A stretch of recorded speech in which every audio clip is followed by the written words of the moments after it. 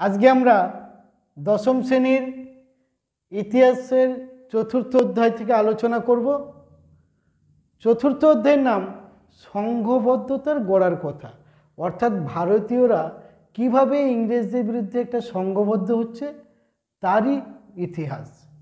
তাহলে আজকে আমরা যেটা বেছে নিয়েছি মহারানীর ঘোষণাপত্র। মহারানীর ঘোষণাপত্র কি এটা 2 নম্বরে আসতে পারে অথবা 4 নম্বরে আসতে পারে। তাহলে আমরা 4 নম্বরে আলোচনা করি, তাহলে তোমরা 2 নম্বরের জন্য লিখতে পারবে। প্রথমে এটা সূচনা। 1857 খ্রিস্টাব্দে যে মহাবিদ্রোহ হয়েছিল, সে 1857 খ্রিস্টাব্দের মহাবিদ্রোহের পর ব্রিটিশ সরকার অর্থাৎ ইংল্যান্ডের যে গভর্নমেন্ট, তারা বুঝতে পারলো যে ইস্ট ইন্ডিয়া কোম্পানির মতো একজন বা ইস্ট ইন্ডিয়া কোম্পানির মতো একটি কোম্পানির হাতে ভারতের মতো এত বড় একটা দেশের শাসনভার দেওয়া ঠিক নয়। তাহলে ইস্ট ইন্ডিয়া কোম্পানির হাতে ভারতের শাসনভার রাখা ঠিক নয়। সেই জন্য ইস্ট ইন্ডিয়া কোম্পানির হাত থেকে ব্রিটিশ সরকার সরাসরি ক্ষমতা গ্রহণ করতে চাইছে। যেহেতু 1857 সালে মহাবিদ্রোহ কী হলো, ভারতে ইংরেজদের ভিতটাকে কাঁপিয়ে দিল, তখন ব্রিটিশ গভর্নমেন্ট অর্থাৎ ইংল্যান্ডের যে সরকার তারা ঠিক করলো এই কোম্পানির হাতে ভারতের শাসনভার রাখা ঠিক হবে না। তাহলে ভারতের শাসনভার কোম্পানির থেকে ব্রিটিশ সরকার সরাসরি গ্রহণ করবে। এই কারণেই 1858 খ্রিস্টাব্দে ভারত শাসন আইন পাস করা হয়। তাহলে 1858 খ্রিস্টাব্দে ভারত শাসন আইন, 1858 খ্রিস্টাব্দে যে ভারত শাসন আইন পাস করা হয়, তার মাধ্যমে কি ঠিক করা হয়? তার মাধ্যমে ঠিক করা হয় যে এখন থেকে ইস্ট ইন্ডিয়া কোম্পানির হাতে কোনো ক্ষমতা থাকবে না। মহারানী ইস্ট ইন্ডিয়া কোম্পানির হাত থেকে তিনি তার নিজের হাতে ক্ষমতা তুলে নেন।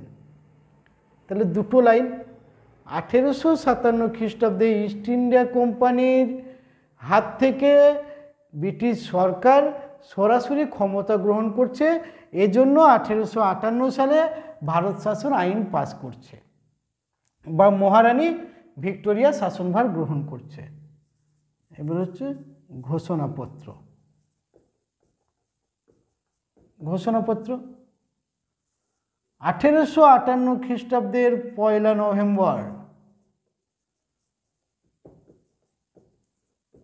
নভেম্বর এক ঘোষণাপত্র মারফত মহারানী ভিক্টোরিয়া ভারতের শাসনভার স্বহস্তে গ্রহণ করেন।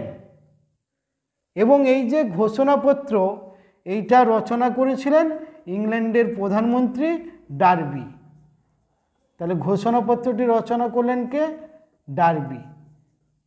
ইংল্যান্ডের মহারানী ভিক্টোরিয়া ডার্বিকে বললেন এমনভাবে ঘোষণাপত্রটা রচনা করুন যেন ভারতীয়দের সামনে এক উচ্চ আদর্শ তুলে ধরা হয়। ডার্বি সেরকমভাবেই ভারতীয়দের সামনে এক উচ্চ আদর্শ তুলে ধরলেন। একটা কথা বলে রাখি এখানে, যদিও এটার সঙ্গে আমাদের সম্পর্ক নেই, মহারানী ভিক্টোরিয়া আমরা বলছি, ইংল্যান্ডে একমাত্র রানীর স্বামী রাজা নয়, মহারানী, আমরা কিন্তু রাজার নাম বলছি না। তাহলে মহারানী ভিক্টোরিয়া অর্থাৎ ইংল্যান্ডে রানীর স্বামী যদি ওদের পার্লামেন্ট স্বীকৃতি দেয় তাহলে রাজা। রাজার যে স্ত্রী সে রানী, কিন্তু রানীর স্বামী ডিউক হতে পারে বা অন্য কেউ হতে পারে, কিন্তু রাজা নয়। এটা একমাত্র ইংল্যান্ডের ক্ষেত্রে দেখা যায়। যাক, ওইটা আমাদের দরকার নেই। অনেক সময় জানার ইচ্ছা থাকে তো যে মহারানী কেন বলা হচ্ছে, তাহলে ওইটা জানার জন্যই শুধুমাত্র বললাম। তাহলে এটা আমরা ঘোষণাপত্র 1858 সালে 1 নভেম্বর মহারানী এক ঘোষণাপত্র দ্বারা কী করলেন? ভারতের শাসনভার স্বহস্তে গ্রহণ করলেন। এই ঘোষণাপত্র রচনা করেছিলেন কে? তার প্রধানমন্ত্রী ডার্বি। এবং তৎকালীন ভাইসরয়, যখন মহাবিদ্রোহ হচ্ছিল তখন আমরা বলেছি গভর্নর জেনারেল, এখন হচ্ছে ভাইসরয়। অর্থাৎ 1858 সালের ভারত শাসন আইন দ্বারা গভর্নর জেনারেল পদটা উঠে গেল, এর পরিবর্তে ভাইসরয় হয়ে গেল। তাহলে তৎকালীন ভাইসরয় লর্ড ক্যানিং তিনি এলাহাবাদে এক দরবার আহ্বান করেন। সেই দরবারের মাধ্যমে তিনি এই ঘোষণাপত্র প্রচার করেন। ঠিক আছে, ঘোষণাপত্র করলো মহারানী, ঘোষণাপত্র রচনা করেছিল ডার্বি, প্রচার করলো কে? ভাইসরয় ক্যানিং। কোথায়? এলাহাবাদের দরবার করে। তাহলে কাজগুলো ওরাই করে দিচ্ছে, মহারানী শুধু ঘোষণাপত্র করলেন। এবারে ঘোষণাপত্রে কি বলা হয়েছিল, প্রস্তাবগুলি কি ছিল, তাহলে লিখবে মহারানীর ঘোষণাপত্রে বলা হয় কি কি বলা হয়েছিল। এবারে আমরা 1 নম্বর 2 নম্বর করে লিখব। 1 নম্বর তারা বলা হলো যে ভারতের ধর্মীয় ও সামাজিক ব্যাপারে তারা হস্তক্ষেপ করবে না, ভারতের ধর্মীয় ও সামাজিক কোনো ব্যাপারে তারা হস্তক্ষেপ করবে না। 2 নম্বর বলা হলো যোগ্যতার ভিত্তিতে সকলেই চাকরি পাবে, অর্থাৎ জাতি ধর্ম বর্ণ নির্বিশেষে যেই যোগ্য হবে সেই যোগ্যতার ভিত্তিতে সরকারি চাকুরি পাবে এখন থেকে। অর্থাৎ চাকুরির ক্ষেত্রে পরীক্ষা বা যোগ্যতার মাপকাঠি হবে বিচারের। 3 নম্বর আর কোনো দেশীয় রাজ্য দখল করা হবে না, অর্থাৎ যে রাজ্যগুলো রয়ে গেল সেই রাজ্যগুলোই থেকে গেল, নতুন করে ইংরেজরা আর কোনো দেশীয় রাজ্য দখল করবে না। 4 নম্বর সত্যবিলোপ নীতি বাতিল করা হলো। লর্ড ডালহৌসি সত্যবিলোপ নীতি প্রবর্তন করেছিল, সত্যবিলোপ নীতি বাতিল করা হলো। তাহলে সত্যবিলোপ নীতি কি?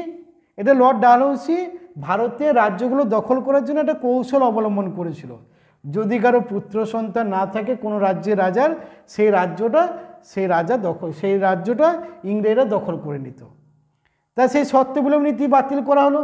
যদি সত্যবিলোপ নীতি বাতিল হয় তাহলে দেশীয় রাজ্যের রাজারা তাদের যদি পুত্র সন্তান না থাকে তাহলে তারা দত্তক নিতে পারবে।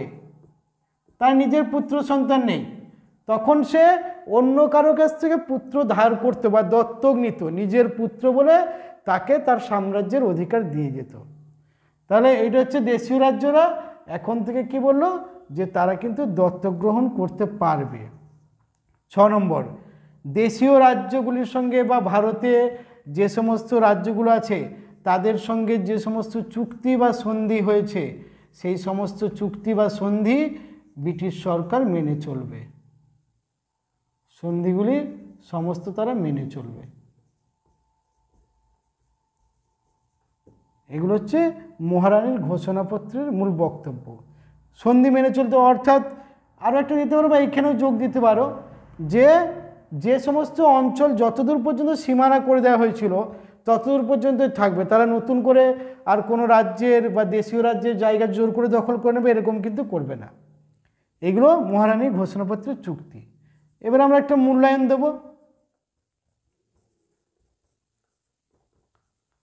মূল্যায়নের ক্ষেত্রে আমরা কী লিখব? মহারানী ভিক্টোরিয়ার এই যে ঘোষণাপত্র মারফত ভারতের শাসনভার কী হলো, কোম্পানি ছিল, সেই কোম্পানি থেকে ডাইরেক্ট কার কাছে চলে গেল?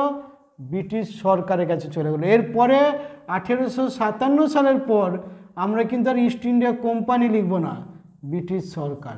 এখন থেকে ভারতের শাসনের ক্ষেত্রে যা কিছু দায়বদ্ধতা সবই কিন্তু ব্রিটিশ সরকারের কাছে চলে গেল।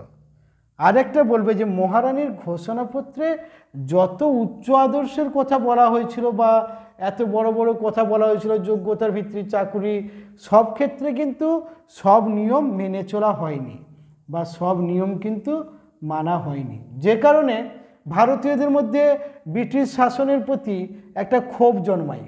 এই ক্ষোভ থেকে কিন্তু বিভিন্ন সভা সমিতিগুলো গড়ে উঠছে বা আস্তে আস্তে ধীরে ধীরে রাজনৈতিক আন্দোলন হচ্ছে, ভারতীয়রা ব্রিটিশদের বিরুদ্ধে আন্দোলন গড়ে তুলছে।